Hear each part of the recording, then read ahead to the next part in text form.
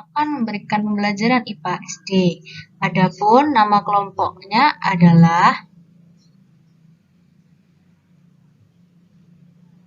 saya sendiri, Yustrisyan Imatus Sa'diyah, dan Hida Septina Syaiha, Nisa Akidatul Fitri, Andas Nidaan Khofiyah, serta Diana Hanafiyah.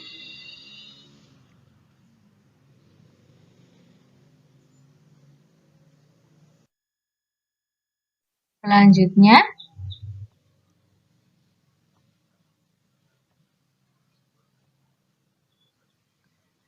kita di sini akan mempelajari tentang indahnya kebersamaan serta dengan subtema keberagaman budaya bangsaku.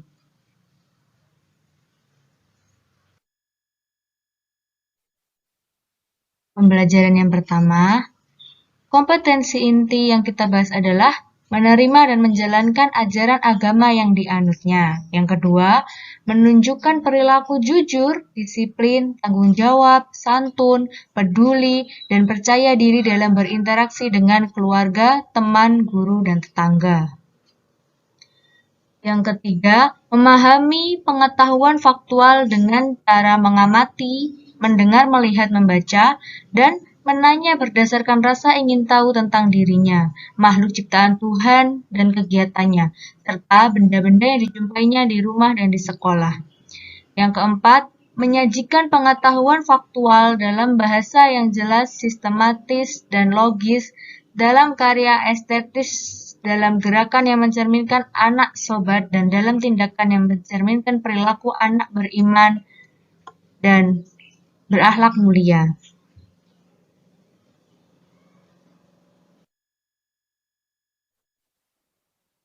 Selanjutnya, kompetensi dasar yang kita bahas adalah memahami sifat-sifat bunyi melalui pengamatan dan keterkaitan dengan indera pendengaran.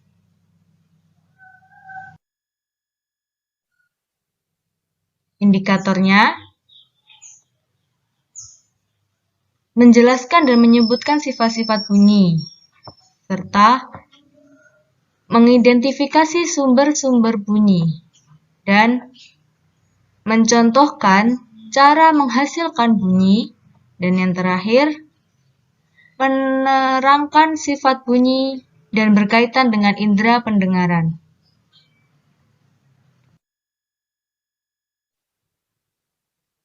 Tujuan pembelajaran kita yakni siswa dapat menjelaskan dan menyebutkan minimal 3 sifat bunyi dengan benar setelah membaca materi tentang sifat-sifat bunyi.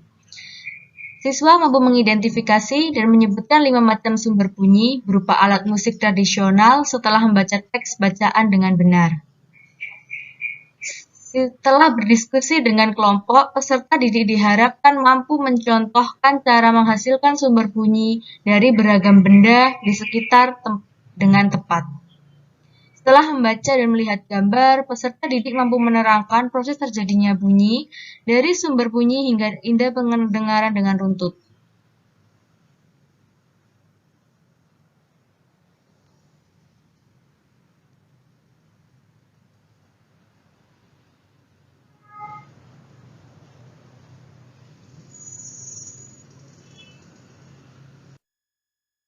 Perhatikan tangan kalian.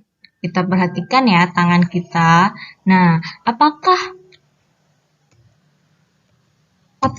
kita bisa bertepuk tangan dengan satu tangan? Ayo coba. Apakah kita dapat bertepuk tangan dengan satu tangan? Simpan dulu jawabannya. Dan yang kedua,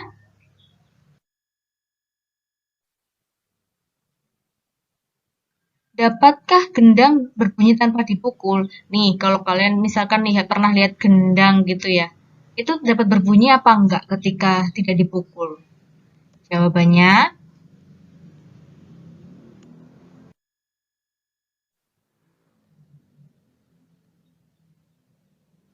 tidak. Kenapa? Kan sumber dari bunyi itu tuh bukan hanya satu benda. Jadi disimpulkan,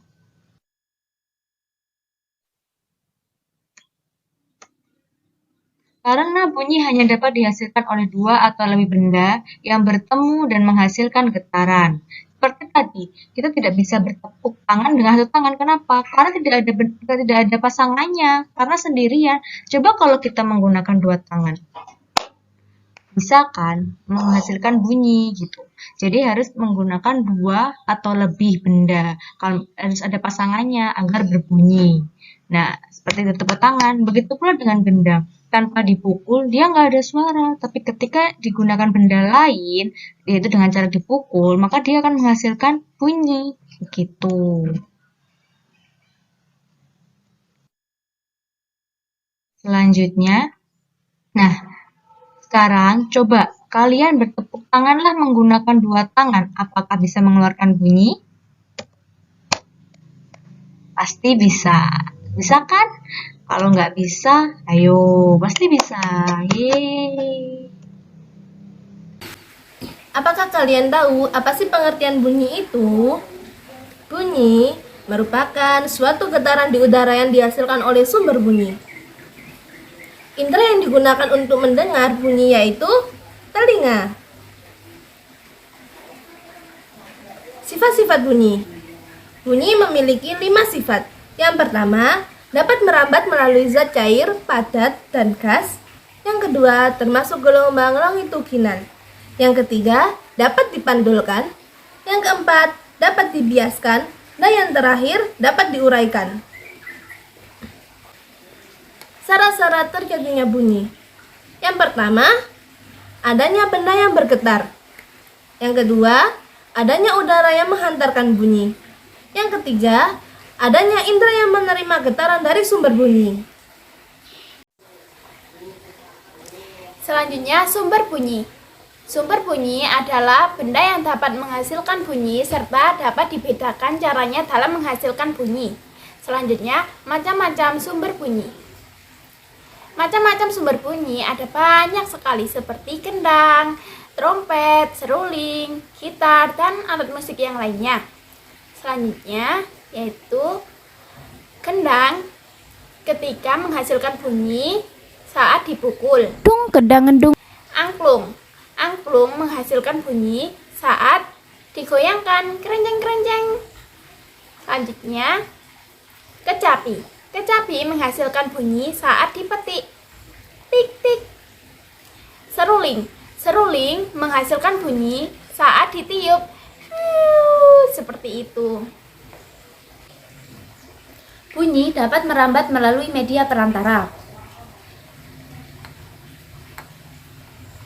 Yang pertama, bunyi merambat melalui udara. Nah, di sini ada gambar lonceng. Nah, saat lonceng digerakkan, maka kita mendengarkan bunyi lonceng, kerincing-kerincing, karena bunyi merambat melalui udara. Bunyi tidak dapat merambat di ruang hampa udara. Yang kedua, bunyi merambat melalui benda padat. Jika kita meletakkan telinga kita di atas meja dan dipukullah meja itu, maka suara ketukan akan terdengar lebih keras. Yang ketiga, bunyi merambat melalui zat cair. Saat kita memasukkan corong ke dalam ember yang telah kita isi air hingga bagian bawahnya terendam, nah jika kita ketuk salah satu ember dengan menggunakan batu secara perlahan, maka akan terdengar suara ketukan. Selanjutnya adalah proses kita dapat mendengar. Nah, jika dilihat dari sini, proses kita dapat mendengar itu dimulai dari luar sini ya. Datangnya gelombang suara yang kemudian ke daun telinga di sini. Kemudian ini ada saluran telinganya yang nanti dihubungkan ke gendang telinga. Nah, kemudian ada nomor 5. Ini telinga tengah. Telinga tengah itu di mana sih? Ya, di tengah-tengah yang berfungsi untuk mendengarkan. Jadi nanti di dalam sini tuh ada proses-proses mendengarnya gitu.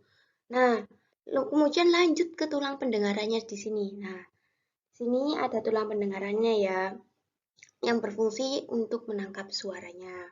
Maksudnya di sini tuh menghubungkan ke tulang-tulang selanjutnya.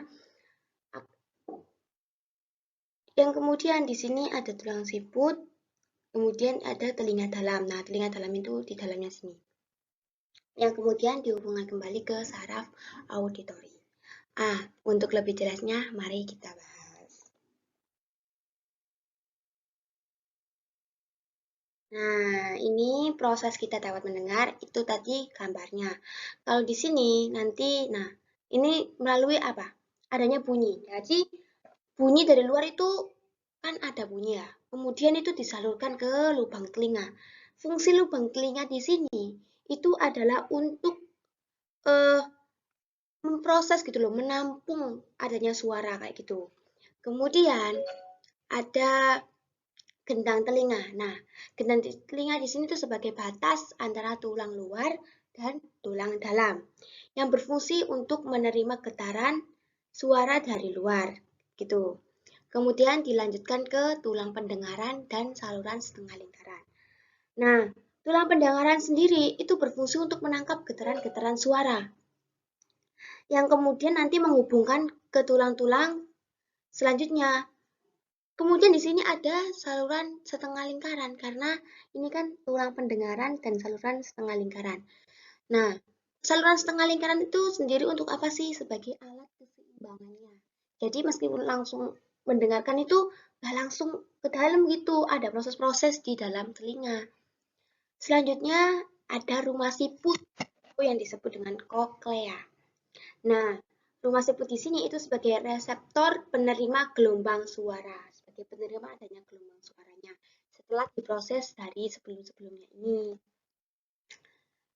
Selanjutnya yaitu saraf pendengaran. Nah, saraf pendengaran sendiri itu saraf sensorik yang akan menghubungkan dengan otaknya. Nah, selanjutnya itu kan ada otak lah, menghubungkan dengan otak, yaitu akan memproses yang kita dengar. Misal nih, ada perintah, ayo baca. Nah, itu kan secara langsung itu kan diproses di otak, tapi itu merupakan yang tidak langsung gitu. Tapi kalau misal kita kejepit sedikit kan, stik. Nah, itu langsung sakit. Nah, itu langsung respon. Itu ada lagi. Nanti bisa dibahas di selanjutnya ya, di kelas selanjutnya. Karena ini kita hanya menjelaskan terkait dengan proses bagaimana kita mendengar. Nah, setelah otak tadi, itu dapat terdengar bunyi di dalam telinga. Selanjutnya yaitu kesimpulan. Nah, dari sini kita dapat menyimpulkan bahwa bunyi itu hanya dapat dihasilkan oleh dua atau lebih benda yang bertemu dan menghasilkan getaran. Jadi kalau cuma satu gini, misalnya ini pulpennya, satu gini, nggak bisa berbunyi. Tapi kalau misal nih, aku pukul sama tangan, nah agak kedengaran. Nah, contoh aja tangan, satu sama tangan ini. Ada dua, nah bisa terdengar kan? Itu merupakan dari dua benda yang bertemu dan menghasilkan getaran. Kemudian ada sumber bunyi. Sumber bunyi di sini adalah benda yang dapat menghasilkan bunyi serta dapat dibedakan caranya dalam menghasilkan bunyi. Yang seperti yang sudah dijelaskan dengan rekan-rekan saya sebelumnya. Ya contohnya aja, tangan di ini kan berbeda bunyinya. Kalau misal pensil ini pulpen ini dipukul sama tangan, kan berbeda. Berbeda kan? Seperti itu. Selanjutnya itu kita akan mengevaluasi dari pembelajaran yang telah kami sampaikan. Nah, ini bisa kalian kerjakan di rumah kalian masing-masing, yang kemudian nanti Ibu akan mengirimkan link untuk pengumpulannya. Nah, nanti pengumpulannya bisa di linknya melalui grup WhatsApp ya, anak-anak. Nah, ini evaluasinya apa yang dimaksud dengan bunyi, kemudian sebutkan sifat-sifat bunyi, kemudian apa benda di sekitar kamu yang dapat memantulkan bunyi, kemudian ada sebutkan 3 benda tersebut dan bagaimana. Mohon maaf, ini tipe ya, bagaimana cara menghasilkan bunyi. Nah, sekian dari kami. Terima kasih. Wassalamualaikum warahmatullahi wabarakatuh.